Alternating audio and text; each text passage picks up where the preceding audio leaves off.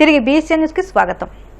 ప్రధానమంత్రి శ్రీ నరేంద్ర మోదీ వర్చువల్ విధానంలో భీమవరం మండలం రామాయణపురంలోని ఆనంద ఫుడ్స్ నవీకరించబడిన ప్రాసెసింగ్ ప్లాంట్ ను శనివారం ప్రారంభించారు। ఇది భారత ప్రభుత్వం వారి మత్స్య పాడి పరిశ్రమల మంత్రిత్వ శాఖలో నూతనంగా ప్రవేశపెట్టిన fisheries infra development fund scheme ద్వారా అనుమతి పొంది 3% వడ్డీ రాయితీతో ఆధునీకరించబడిన ఆనంద ఫుడ్స్ ప్రాసెసింగ్ ప్లాంట్ ప్రారంభోత్సవం జరిగింది। ఈ ప్రాసెసింగ్ ప్లాంట్ ద్వారా 100 మందికి ప్రత్యక్షంగాను దాదాపు 300 మందికి పరోక్షంగా ఉపాధి కల్పించబడుతుంది। ముఖ్యంగా గ్రామీణ మహిళల ఉపాధి కల్పనకు సామాజిక భద్రతకు ప్రధానమంత్రి ప్రవేశపెట్టిన ఆత్మనిర్భర్ భారత్కు దోహదపడుతుంది। ఈ కార్యక్రమంలో కేంద్ర మత్స్యశాఖ మంత్రి రాజీవ్ రంజన్ సింగ్, కేంద్ర వ్యవసాయ శాఖ మంత్రి శివరాజ్ సింగ్ చౌహాన్, కేంద్ర వ్యవసాయ శాఖ సహాయ మంత్రి భగీరథ చౌదరి వర్చువల్గా న్యూఢిల్లీ నుండి పాల్గొనగా ఆనంద గ్రూప్ చైర్మన్ ఉద్రాజు కాశీశ్వరరాజు, మత్స్యశాఖ అధికారులు, ఆనంద ఫుడ్స్ సిబ్బంది పాల్గొన్నారు। सभी किसान भाइयों और बहनों, आज 11 अक्टूबर का ये दिन बहुत ही ऐतिहासिक है। आज नया इतिहास रचने वाले मां भारती के 2 महान रत्नों की जन्म जयंती है। भारत रत्न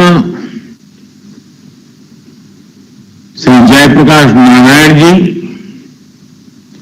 और भारत रत्न श्री नानाजी देशमुख, ये दोनों ही महान सपूत ग्रामीण भारत की आवाज थे। लोकतंत्र की क्रांति के अगुवा थे।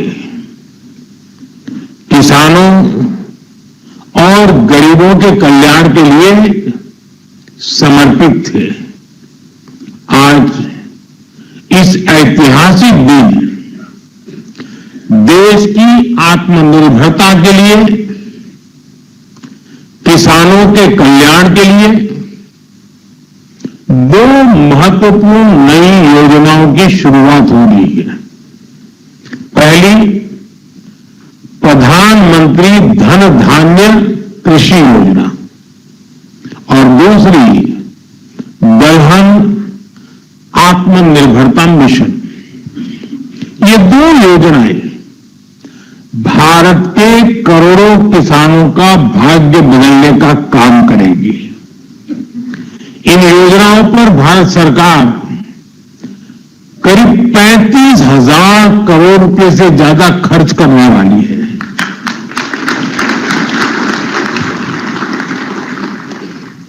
मैं सभी किसान साथियों को पीएम धन धान्य कृषि योजना और दलहन आत्मनिर्भरता मिशन के लिए बहुत बहुत बधाई देता हूं। साथियों, खेती और किसानी हमेशा से हमारी विकास यात्रा का एक प्रमुख हिस्सा रही है। बहुत जरूरी होता है कि बदलते समय के साथ खेती किसानी को सरकार का सहयोग मिलता रहे। लेकिन दुर्भाग्य से पहले की सरकारों ने खेती किसानी को अपने हाल पर ही छोड़ दिया था। सरकार की तरफ से कृषि को लेकर कोई विजन ही नहीं था, कोई सोच ही नहीं थी। खेती से जुड़े अलग अलग सरकारी विभाग भी अपने अपने तरीके से काम करते थे और इस वजह से भारत की कृषि व्यवस्था लगातार कमजोर होती जा रही थी।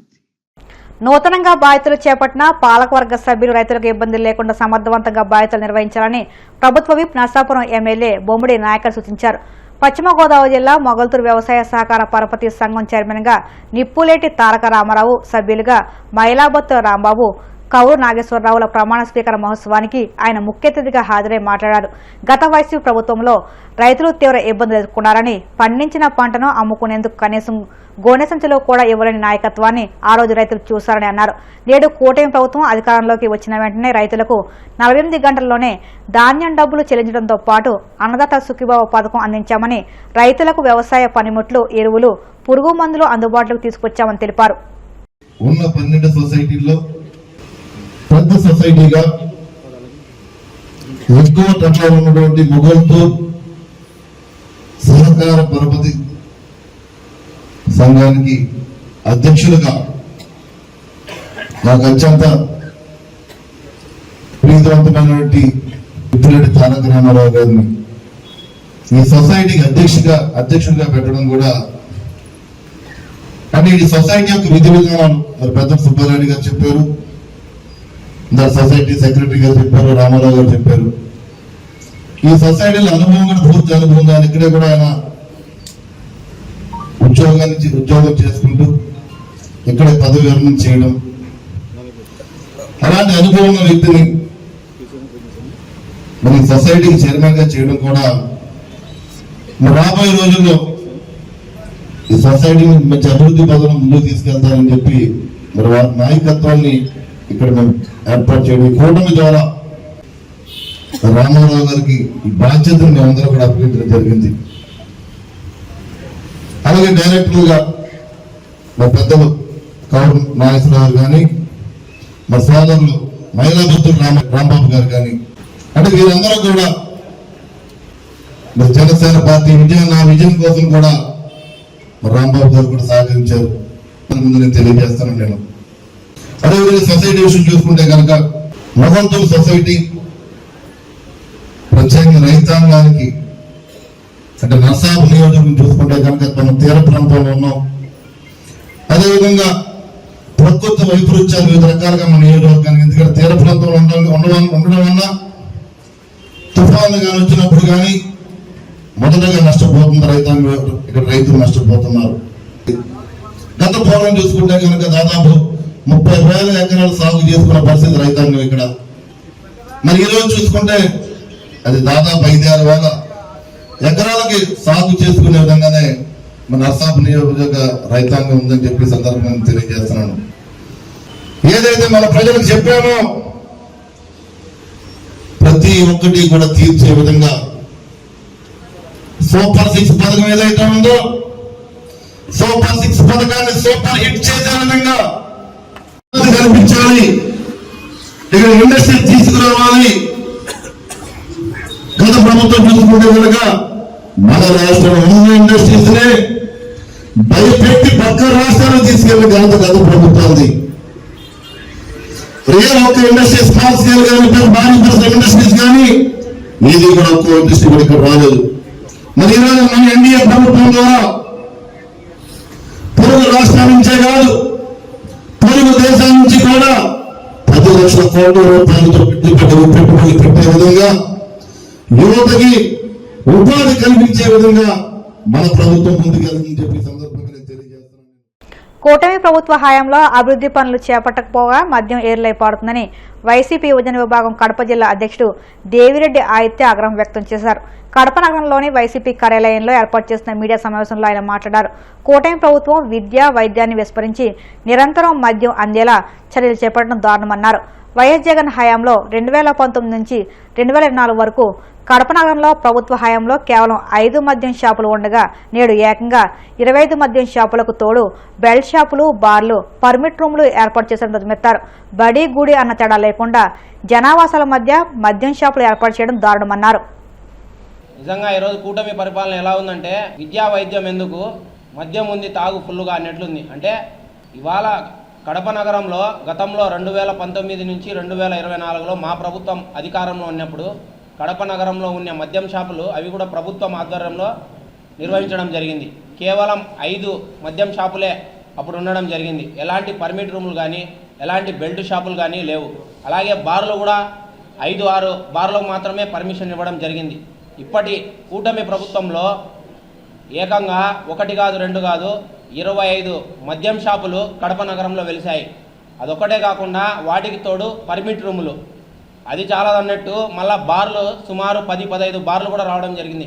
నిజంగా ఇదే కడప నగర ఎమ్మెల్యే గారు గతంలో 2024లో కార్నర్ మీటింగ్ అని చెప్పి మన నమస్తే బోర్డు దగ్గర ఉండే స్టేడియం దగ్గర మీటింగ్లో కూడా చెప్పడం జరిగింది. ఏమనగా ఎదురుగా బడి ఉంది, లోపల గుడి ఉంది, ఇక్కడ మద్యం షాప్ ఎలా పెడతారు అని ప్రశ్నించిన ఆమె ఇవాళ అక్కడ మద్యం షాపు తొలగించాల్సింది పోయి మద్యం షాపుతో పాటు అక్కడికి పర్మిట్ రూమ్ తీసుకొని వచ్చి రోజు 100 మంది అక్కడ నిలబడి తాగేలాగా ప్రోత్సహిస్తుంది మన కడప ఎమ్మెల్యే గారు. నిజంగా ఆనాడు ఆమె చెప్పిన వాగ్దానం ఏమైంది? ఆనాడు 2024 ఎలక్షన్ మేనిఫెస్టోలో కూడా ఆమె పెట్టడం జరిగింది కార్నర్ మీటింగ్లో మద్యం షాపును తొలగిస్తా అని చెప్పి. కానీ ఈరోజు ఇదే మద్యం షాపుల్ని నగర ఎమ్మెల్యే గారు ఎంకరేజ్ చేయడం జరిగింది. వార్తలు ముగించే ముందు ముఖ్యాంశాలు మరొక్కసారి. విశాఖలో ఏఐ డేటా సెంటర్కు మంత్రి నారా లోకేష్ శంకుస్థాపన. నగరంలో తొలి ఓపెన్ కేబుల్ ల్యాండింగ్ స్టేషన్ ఏర్పాటు. సుమారు 1000 మందికి ప్రత్యక్ష ఉపాధి అవకాశాలు.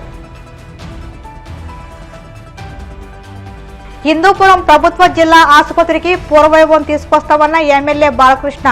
ఆసుపత్రిలో నెలకొన్న సమస్యల పరిష్కారానికి చర్యలు తీసుకుంటానని హామీ. రాష్ట్రంలో కల్తీ మద్యానికి జగనే మూల కారణమన్న టీడీపీ పొలిట్ బ్యూరో సభ్యుడు వర్ల రామయ్య. వైసీపీ పాలనలో కల్తీ మద్యం ఏర్లే పారిందని ఆరోపణ. కల్తీ లిక్కర్ వ్యవహారంలో ముఖ్యమంత్రి చంద్రబాబు సిబిఐ విచారణ కోరాలి. కూటమి ప్రభుత్వాన్ని డిమాండ్ చేసిన విజయవాడ మేయర్ రాయన భాగ్యలక్ష్మి. ఈ వార్తలు ఇంతలో సమాప్తం. మరిన్ని వార్తల కోసం BCN digital YouTube channel, Facebook పేజీని ఫాలో అవ్వండి. అప్డేట్ వార్తల కోసం ప్లీజ్ సబ్స్క్రైబ్.